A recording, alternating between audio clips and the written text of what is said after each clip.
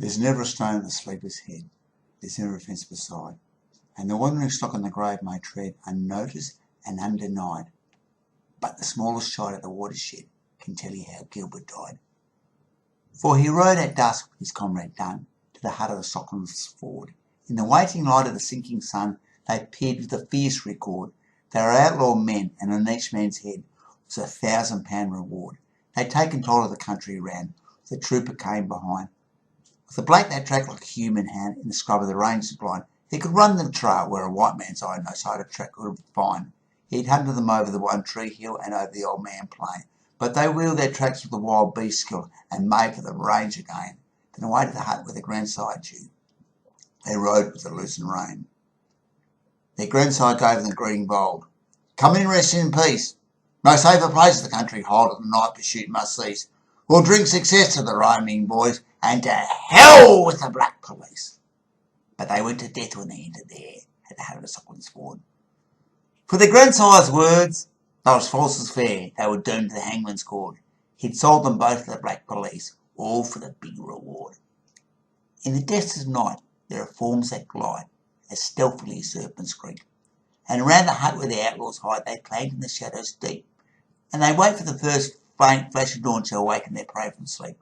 But Gilbert waits when the night is dark, a restless sleeping neigh.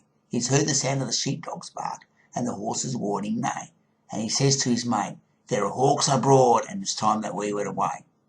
The rifle slid at the stranger's head. The bridle lay to hand. They wakened the old man out of his bed when they heard the sharp command. In the name of the Queen, lay down your arms, now Dunn and Gilbert stand. So Gilbert reached for the rifle true, that closely kept to hand. He pointed the stranger and drew, but never a flame outlet. The water ran from the rifle's breech, and he sloped while the outlaws slept.